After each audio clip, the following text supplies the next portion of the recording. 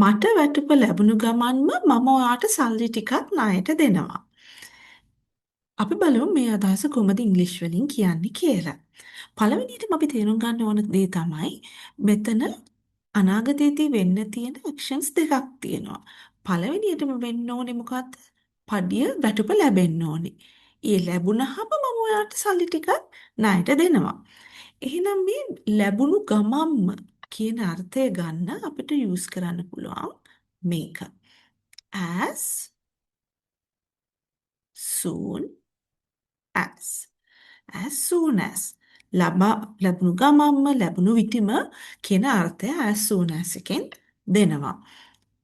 මොකද්ද ලැබෙන්නේ as soon as මගේ පඩිය.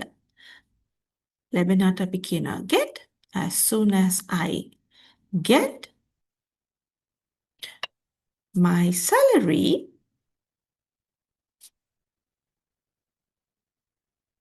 ඔන්න පළවෙනි ඇක්ෂන් එක.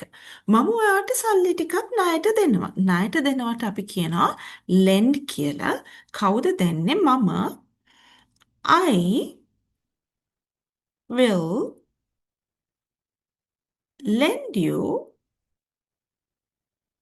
ඔයාට lend you some money. සල්ලි ටිකක් ණයට දෙන්න.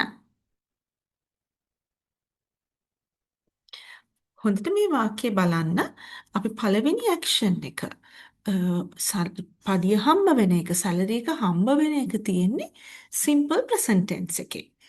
ඊට පස්සේ දෙවෙනියට වෙන ඇක්ෂන් එක සල්ලි ණයට දෙන එක අපි will යොදාගෙන කියලා තියෙනවා. හැබැයි ඔයා මෙහෙම කිව්වොත් as soon as I will get my salary කියලා එතකොට ඒ sentence එක වැරදි. හරි විදිහ තමයි පළවෙනි action එක. එහෙමත් නැත්නම් මෙන්න මේ time එක ගැන කියවෙන clause එක present tense එකකින් තියෙන්න ඕනේ. ඊළඟට වෙන action එක තමයි අපි future tense එකකින් තියන්නේ.